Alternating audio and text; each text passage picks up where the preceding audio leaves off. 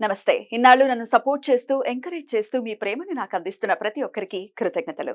అలాగే ఈ వీడియో కూడా ఖచ్చితంగా మీకు ఉపయోగపడుతుంది. లైక్, షేర్ అండ్ సబ్స్క్రైబ్ చేసి మీ సపోర్ట్‌ని నాకు అందించండి. అలాగే ఈ వీడియో పట్ల మీకున్న అభిప్రాయాన్ని కామెంట్ సెక్షన్‌లో కామెంట్ చేసి తెలియజేయండి. ఇప్పుడు వీడియోని చూద్దాం. నమస్తే. ముందుగా ప్రేక్షకులకి శ్రీ క్రోధినామ సంవత్సర ఉగాది శుభాకాంక్షలు. మరి ఈ క్రోధినామ సంవత్సరం ద్వాదశ రాశులకి కూడా ఎలాంటి ఫలితాలను ఇస్తోందో మనకు తెలియజేయడానికి మనతో పాటు సిద్ధంగా ఉన్నారు ప్రముఖ ఆధ్యాత్మికవేత్త, వాస్తు జ్యోతిష పండితులు నిట్టల ఫణిభాస్కర శర్మ గారు. మరి వారి ప్రిడిక్షన్స్ ని ఇప్పుడు చూద్దాం. తులా రాశి వారికి క్రోధినామ సంవత్సరం ఎలాంటి రిజల్ట్స్ ని ఇస్తోందో ఇప్పుడు చూద్దాం. వీక్షకులందరికీ నమస్కారం. అందరికీ కూడా శ్రీ క్రోధినామ సంవత్సర ఉగాది శుభాకాంక్షలు. ఈ క్రోధినామ సంవత్సరంలో తులారాశి వారికి ఏ విధమైనటువంటి ఫలితాలు కలగబోతూ ఉన్నాయి, గోచార ఫలితాలని ఈ వీడియో ద్వారా మనం తెలుసుకుందాం. ముఖ్యంగా నేను రాసినటువంటి భవిష్య దర్శిని అనేటువంటి పుస్తకం ఆధారంగా ఈ ఫలితాలను మనం చూద్దాం. తులారాశి వారికి ఈ సంవత్సరం ఆదాయం 2, వ్యయం 8, రాజ్యపూజ్యం 1, అవమానం 5. తులారాశి వారికి ఈ సంవత్సరంలో మే నెల 1వ తారీఖు వరకు గురుడు 7వ ఇంట లోహమూర్తి, ఆ తదుపరి 8వ ఇంట కూడా లోహమూర్తిగా సంచారం చేస్తారు. శనేశ్వరుడు సంవత్సరం మొత్తం 5వ ఇంట సువర్ణమూర్తిగా సంచారం చేస్తారు. రాహుకేతువులు 6, 12 స్థానాల్లో రజతమూర్తులుగా సంచారం చేస్తారు. ఇందులో ఒక విషయాన్ని దృష్టిలో పెట్టుకుంటే ఈ సంవత్సరంలో గురుడు కానీ శని కానీ అనుకూలమైనటువంటి గ్రహం కాదు.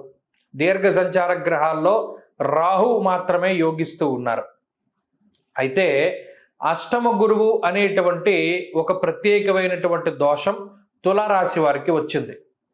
షష్టరాహువు అనేటువంటి ప్రత్యేకమైనటువంటి అనుకూలత తులారాశి వారికి వచ్చింది. ఇది చాలా విచిత్రమైనటువంటి పరిస్థితి.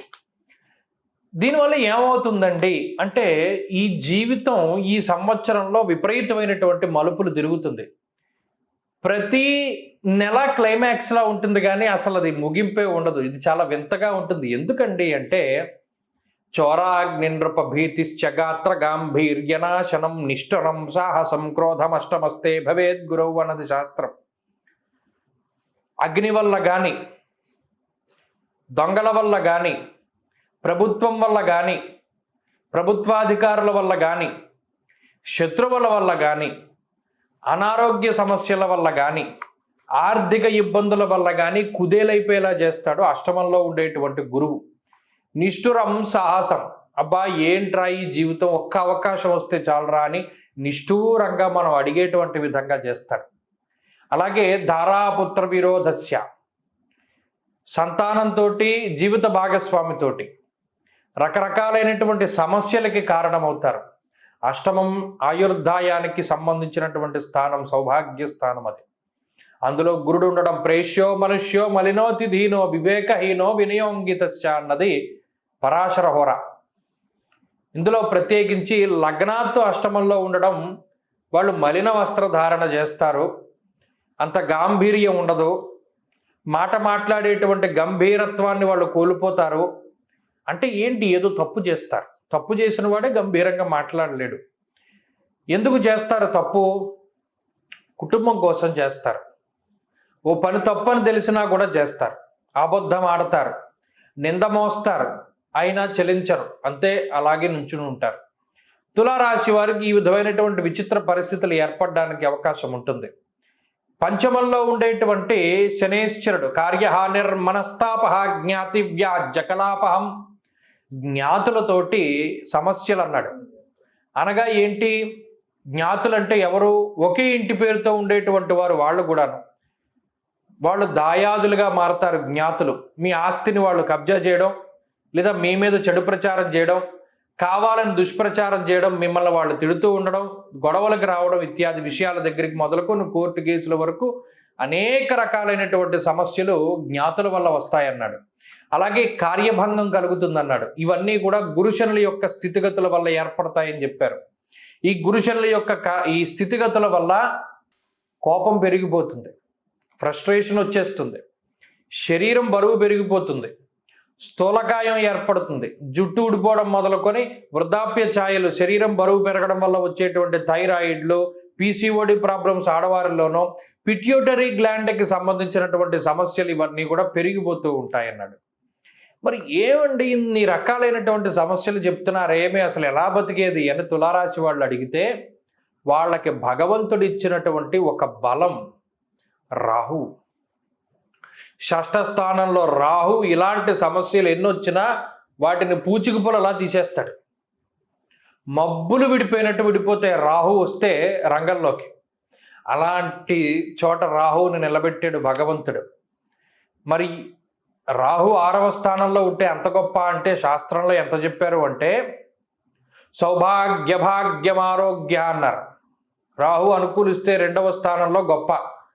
అలాంటిది 6వ స్థానంలోనే రాహు యోగిస్తూ ఉన్నాడు అంటే మీరు ఆలోచించుకోండి. 6వ స్థానంలో ధైర్యబుద్ధిర్ వీర్యబుద్ధిర్ రిపునాశం సదాశుభం గౌర్భూమి శత్రునాలాభం.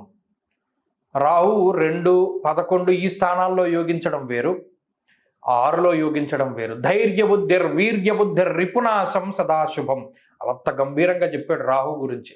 ధైర్యం ఇస్తాడు రాహు. ఎలాంటి పరిస్థితులు ఉండనివ్వండి, చొచ్చుకుపోతారు. పద్మవ్యూహంలోకి అభిమన్యుడు చొచ్చుకుపోయినట్టు చొచ్చుకుపోతూ ఉంటారు. అయితే అక్కడ అతను తిరిగి రాలేకపోయాడు. తులారాశి వాళ్ళు వచ్చేస్తారు రాహు వల్ల. గౌర్భూమి శత్రునాలాభం. ఎవరైతే శత్రువులు మీ మీద రాళ్ళు విసురుతారో ఆ రాళ్లతో మీరు ఇల్లు కట్టుకుంటారు. మిమ్మల్ని నేలలో పాతేయాలనుకున్నప్పుడు విత్తనంలో మొలకెత్తుతారు. ఇదేదో సినిమాలో చెప్పినట్టు. అంటే రాహు అంత అవకాశాలు ఇస్తాడన్నట్టు. ఇదేమి అతిశయోక్తి కాదు సుమా. రాహు ఇచ్చేటువంటి ఫలితాలు మాయ అలాగే ఉంటుంది. అప్పటి వరకు అన్ని దారులు మూసుకుపోయినట్టు ఉంటుంది. చూస్తే ఒకేసారి మీకు బయటపడిపోవడానికి అవకాశం లభిస్తుంది. రాహు అంత మీకు అనుకూలిస్తే అంత ఇచ్చేస్తాడు. కాబట్టి అటు గురుడిచ్చేటువంటి శనిచ్చేటువంటి ప్రతికూలతలు ఎన్ని ఉన్నా పూచికపూలతో సమానం రాహుకి. కాబట్టి ఈ తులారాశి వారు ఈ సంవత్సరం రాహు బలాన్ని మీద నెట్టుకుపోతూ ఉంటారు. వారికి ఏ విధమైనటువంటి సమస్య రానివ్వకుండా రాహు చూసుకుంటూ ఉంటారు. ప్రత్యేకించి ఎవరైనా శత్రువులు మీ మీద దాడి చేసినప్పుడు ఆ శత్రువుల వల్ల వచ్చేటువంటి బాధల నుండి మిమ్మల్ని కాపాడి మరలా శత్రువులే నాశనం అయిపోయేటువంటి విధంగా తులారాశి వారికి రాహు ఫలితాన్ని ఇస్తాడు అని చెప్పారు. కాబట్టి తులారాశి వారు ఈ సంవత్సరంలో రాహు బలం ఉంది కాబట్టి దాని మీద ముందుకు వెళ్ళిపోతూ ఉంటారు. గురుడి వ్యతిరేకత శని వ్యతిరేకత ఉన్నా రాహు బలంగా ఉండడం వల్ల వృత్తి ఉద్యోగాల దగ్గర నుండి ఆరోగ్యం దగ్గర నుండి ఐశ్వర్యం దగ్గర నుండి అన్నీ కూడా ముందుకు సాగుతూ ఉంటాయి. ఈ సంవత్సరంలో నూతన గృహ ప్రాప్తి, అలాగే శుభ కార్యక్రమాలు చేయడం, సంతానం కలగడం, సంతాన సంబంధిత ఇబ్బందుల నుండి బయటపడడం, అది విదేశీయానము, ఉన్నత విద్య, ఉద్యోగం కోసం విదేశాలకు ప్రయాణం చేసేటువంటి వారు, అలాగే ప్రత్యేకించి కార్మికులు, కర్షకులు, వ్యవసాయదారులు, నేలని నమ్ముకొని చెమటని నమ్ముకొని మన యొక్క కష్టాన్ని నమ్ముకొని ఉద్యోగం ఈ పనులు చేసేటువంటి వారికి ఈ సంవత్సరం చాలా అద్భుతంగా ఉంటుంది. బ్రహ్మాండమైన వ్యవసాయం ఉంటుంది. చక్కటి రాహు ప్రభావం వల్ల వర్షాలు పడినా పడకపోయినా సకాలంలో మీకు ఇబ్బంది ఏంలా, మీకు రావాల్సినటువంటి డబ్బు మీ చేతికి వస్తుంది. అలాగే ప్రత్యేకించి ఎవరైనా వ్యవసాయదారులు మినపప్పు కానీ నల్లటి గింజలతో ఉండేటువంటివి నల్లరేగడి నేల మీద పండేటువంటి ఉత్పత్తులను వేస్తే చక్కటి లాభాలని ఆర్జించగలుగుతారు. కాబట్టి ఈ శనేశ్వరుని యొక్క పంచమ స్థాన స్థితి, రాహువు షష్ఠ స్థానము, శని దృష్టి సప్తమంపై ఉండడము, గురుని అష్టమ స్థాన స్థితి, ఇలా 5, 6, 7, 8 భావాలు ప్రభావితమయ్యాయి. కాబట్టి ఉద్యోగ, వ్యాపార, ఆరోగ్య సౌభాగ్యాలన్నీ కూడా తులారాశి వారికి చాలా బాగున్నాయి. గురుబలం పెంచుకోవడానికై గురువారం నాడు 1.5 kg శనగలు దానం చేయడం మంచిది. ఈ సంవత్సరంలో ఆరాధించవలసినటువంటి దైవం దక్షిణామూర్తి. అనుకూల వారాలు ఆది, బుధవారాలు. అదృష్టరత్నం గోమేధికం. అదృష్ట వర్ణము పొగరంగు గ్రే కలర్.